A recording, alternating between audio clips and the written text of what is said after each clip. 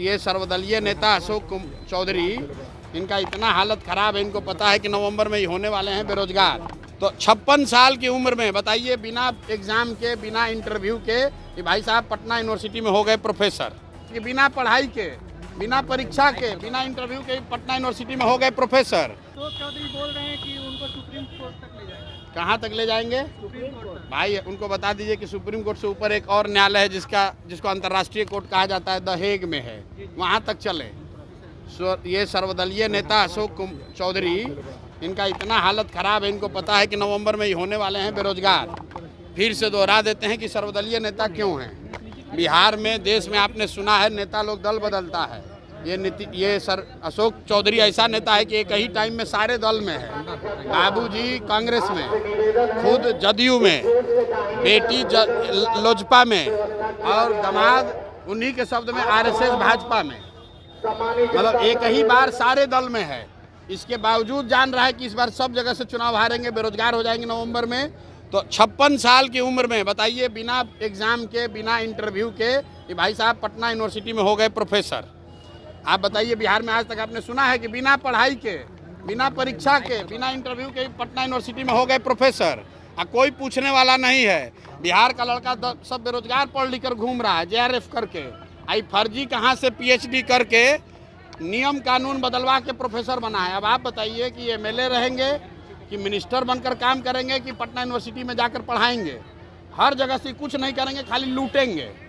प्रशांत जी, आज आपने जहाँ पे रैली की है, ये लेफ्ट का गढ़ माना जाता है। किसका? लेफ्ट का गढ़ माना जाता है। भाई मेरे ऐसा है, ये जो आप लोग टर्मिनोलॉजी यूज करते हैं, लेफ्ट का गढ़, राजद का गढ़, भाजपा का गढ़, कोई किसी का गढ़ कुछ नहीं है। जनतंत्र में, लोकतंत्र में जनता मालिक है। जनता का गढ़ है। जनता जिसको तय करेगी, जिस पर बटन दबाएगी, वो राजा बनेगा। गढ़ और किसी का कुछ नहीं होता है।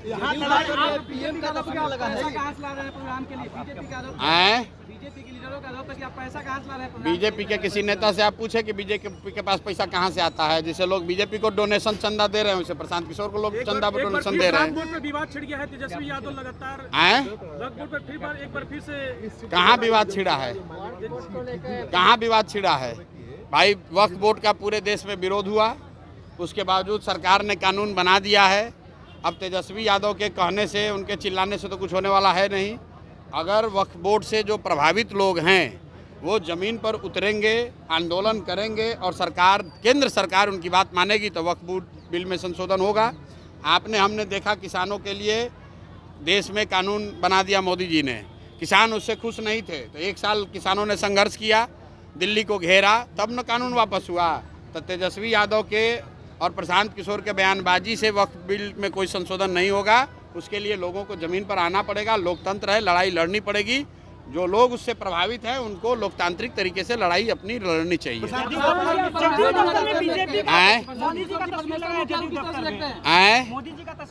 मोदी जी का तस्वीर लगा जदयू दफ्तर में।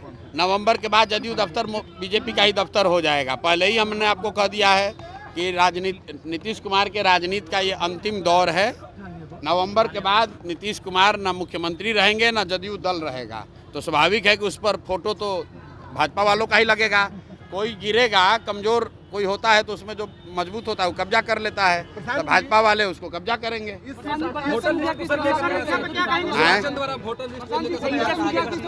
सीट पर लड़ाई पहले महागठबंधन और एनडीए के बीच होती थी, लेकिन अभी हमने रैंडम सर्वे किया, जनसुराज और महागठबंधन के बीच हो रही लड़ाई। यहाँ पर लड़ाई इस सीट पर कहाँ, किस पर क्या होगी, तो आप लोग का आकलन का विषय है। मैं इतना जानता हूँ कि इस बार सीधी लड़ाई जनसुराज और एनडीए के बीच में है, और कोई लड़ाई नहीं है। 100% लोग बदलाव चाहते हैं। लोग, रुकिए, बदलाव चाहते हैं। लोग तंग आ चुके हैं। लालू और हम तो कोई भाषण नहीं दिए। हम बोले भाई भाषण नहीं देंगे, लोग से पूछते हैं। आपने अपना कैमरा वहाँ ऑन रखा था, आप लोग खुद वहाँ सभा में थे। लोगों ने क्या कहा? भाई नीतीश को हटाना है, मोदी के कहने पर वोट नहीं देना है, और किसी भी हालत में लालटेन का गुंडा राज, जंगल राज वापस नहीं लाना है। तो कौन बच गया? लोगों ने कहा बच गया जनता। जनता का राज आना चाहिए, जनसुराज आना चाहिए। ये हम नहीं कह रहे हैं, ये तो जनता कह रही है, क्योंकि लोग अपने बच्चों के लिए शिक्षा चाहते हैं, रोजगार चाहते हैं। कोई लड़ाई में नहीं है। जनता के आगे किसी का चलने वाला नहीं है।